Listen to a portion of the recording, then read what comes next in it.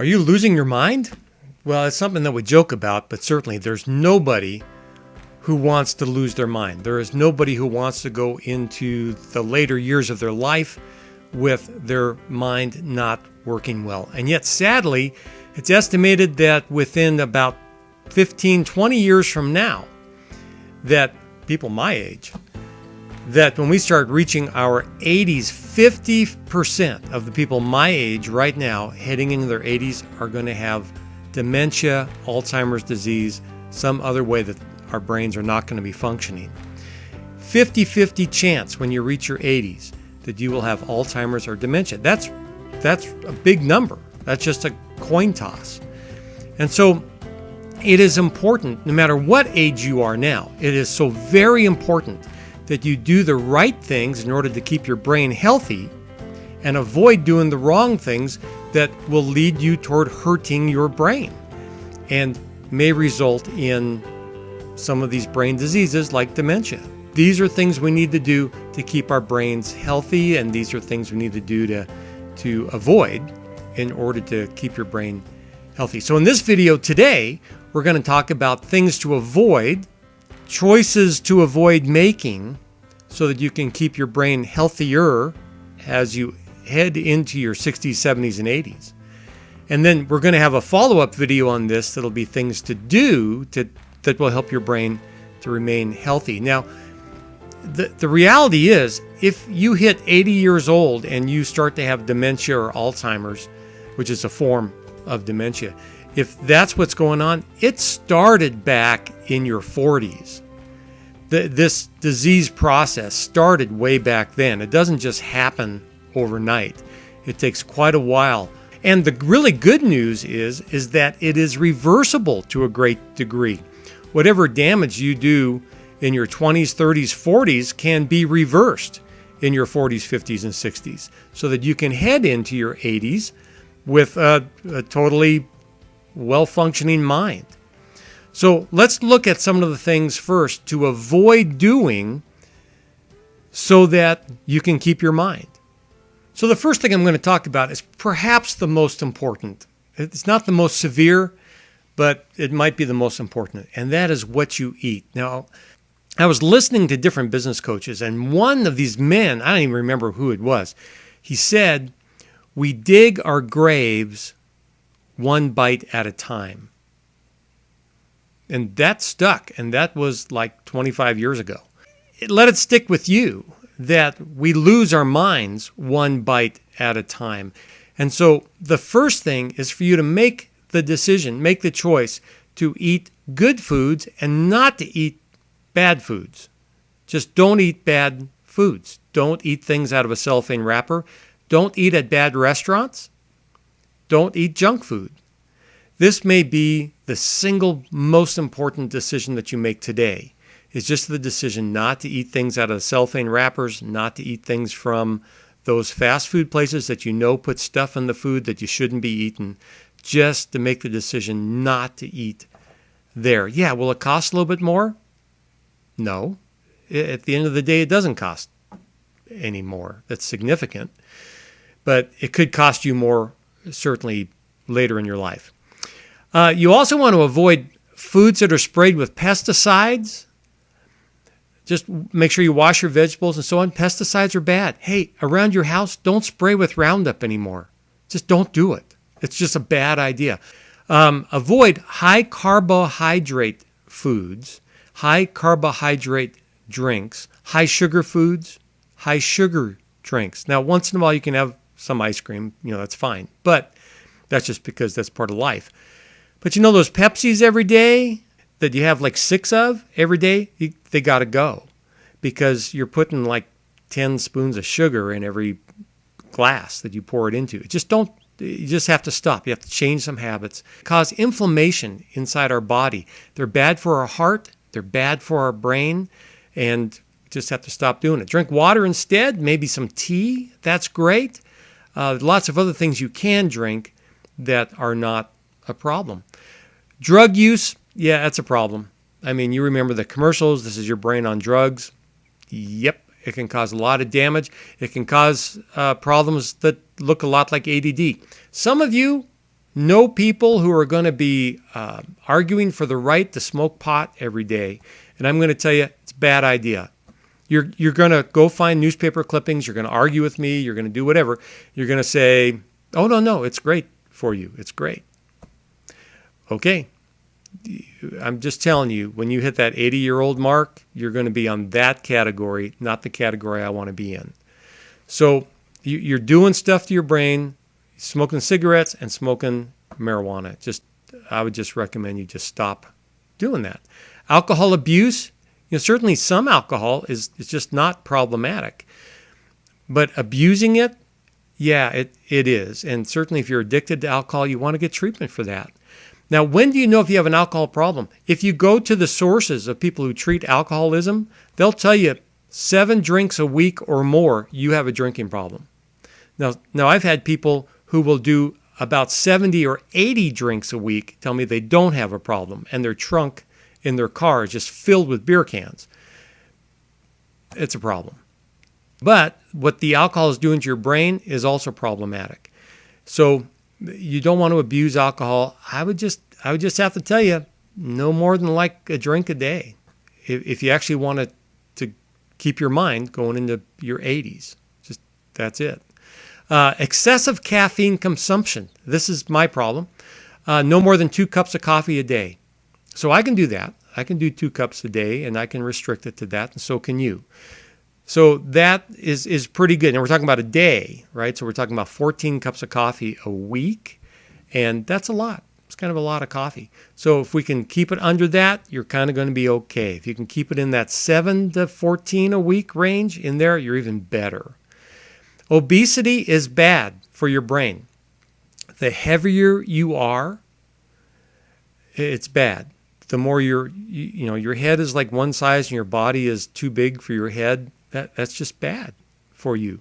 So the more overweight we are, the worse it is for our brains long term. And it's starting to damage your brain even in your 30s, 40s, and 50s. So lose weight. Just lose that 20 pounds. And if you need to lose 20 more, then lose them. So obesity is bad. Inactivity is bad. Now, the great phrase is, when you move, your brain grooves. That's a great phrase. Remember those grooves in your brain, the top of your head? So when you move, you're making your brain not only perform better, but actually structurally change to optimize itself. So you want to move. You want to exercise. Inactivity is an enemy of brain performance. So keep moving, keep exercising, keep doing that. High stress, chronic high stress. We all have times where we hit stressful situations. We all get that. We all have times when someone that we love has passed away. We have times we lose jobs. We have times maybe good things happen, that we get promoted way beyond what we think we can do. Somebody has a car accident, whatever it might be. We have these periods of time that are times of high stress. But if we are like swimming in the pool of stress every day, week, month, and a year, this is bad for the brain as well. So we have to learn how to manage our stress. If you need to get professional help for that, do it. You need to find a stress coach kind of guy, do it. But you want to be able to manage stress. Now, on a scale of 1 to 10, I ask clients all the time, what's your stress level? Scale of 1 to 10.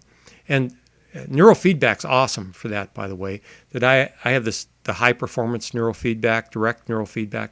People will come in, they'll say it's an 8 or a 9, and 20 minutes later, it's a 2, and they're doing great. Whatever your stress level's at, you need to kind of have a stress level of 2. If your stress level's 0, you just stay on the sofa. That's a problem. So you want your stress level to be a 2. You want to be responsible at paying your bills and taking care of your kids and all those kinds of things. So that's sort of the optimal stress level. But if your stress level is an 8, 9, or 10 all the time, every day for weeks, you got to get help for that. It's bad for your brain. Chronic anger. If you're somebody who blows up a lot, that could be from a temporal lobe problem, and you probably need to get that checked out. If it's like explosive rages, it's a neurological issue. You need to go get it checked out. It might be a certain kind of seizure. It might be things like a growth inside your brain. You do want to get that looked at. But if you're just an angry person, your dad was an angry person, grandpa was an angry person, and you're just an angry person, bad for your brain. So you want to work on that. You want to learn how to have peace in your life instead. And to go along with that, unforgiveness and bitterness, they are awful. Take it from me. It's awful. I have on my website at douglascowan.me. That's the website for my counseling practice. douglascowan.me. I have a free ebook for you on forgiveness that I've written through the last 5 years as I've worked through some issues myself. This is a big deal to be able to forgive people who have hurt you. And carrying unforgiveness, carrying bitterness is bad for your health. It's bad for your heart. It's bad for your brain. So please let it go. Please learn how to forgive people in a way that it will just release you and set you free from that. It's very important. Chronic depression for more than a year, can also be this kind of problem. Can also lead to problems later on in life. So you want to get that fixed. Any depression that lasts more than a month, you should probably seek help from a professional and get treatment. Get treatment for that. Also, long-term anxiety. And like if you're having a series of panic attacks, anxiety attacks, something like that, you want to get treatment for that. Because long-term, if you let that keep going, that also ends up being bad for your brain down the road. Diabetes, if you suffer from that, then you want to make sure that you have the best treatment money can buy for that, because that'll also lead to brain problems down the road. And if you're borderline for that, you want to start eating perfectly so that you never become a diabetic. So again, we're back to the food issue because that is so very, very important. Hypertension, again, this problem for the brain. How about sleep? Less than 7 hours of sleep a night on average for fairly long term is potentially problematic. I know there are some of you out there that just like, you need 4 hours of sleep. That's all you need. You're rare. There's a bell curve and everything. If you're in that 1% over there on that side of the bell curve, okay. But for most of us in the middle of the bell curve, we need at least 7 hours of sleep. 8 hours is better. If you can afford it, if you can afford to just go to bed early, like 9:30 or 10, and wake up when you want to wake up, then that's a great lifestyle. Most of us need alarm clocks, so you want to just go to bed, so get yourself 7 or 8 hours of sleep every night. Low levels of vitamin D can also be problematic. It's okay to take vitamin D. It's okay to do that. It's okay to close your eyes without your glasses on, sit out in the sunshine for 10, 15 minutes a day, let your body soak that up. That's okay too. Vitamin D is very important in brain health. You want to check your hormone levels? So men, it's testosterone. That's what you got to check. You got to care about that. You want to keep that in the normal ranges or in the optimal ranges. And for you ladies, it's estrogen, progesterone, and testosterone. All three of them are important for you when it comes to brain health. So ask your doc about that. Ask your doc how to keep those in harmony and at appropriate levels. Other things to wrap this up, there are other things like brain injuries, TPIs, concussions, repeated banging of the head. Now, this is football stuff. We all want our kids to play football. And from a therapist point of view, I just got to ask, like, why?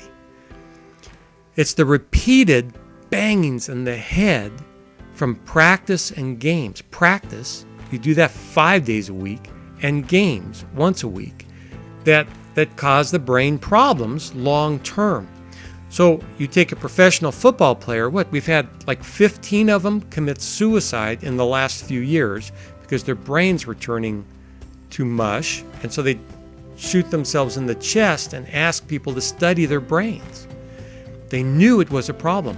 You look at the video on the douglascowan.me website where there's Jesse Sapolo and Kermit Alexander talking about their head injuries from playing pro football for 13, 14, 15 years. And they didn't just start playing pro football.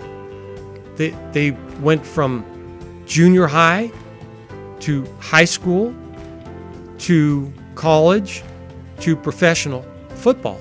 So they had like 30 years of banging heads with other people 30 times a day, 40 times a day, and professional football like 60 times a day. So it's not just the big hits that does that. It's the constant banging. Soccer players are at risk for this as well.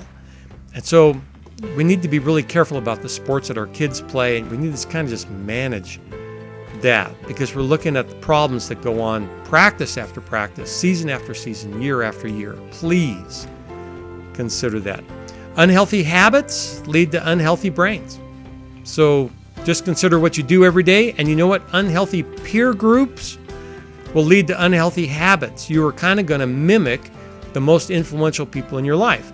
So if they have good habits, you'll mimic good habits, and if they have bad habits, you will mimic bad habits.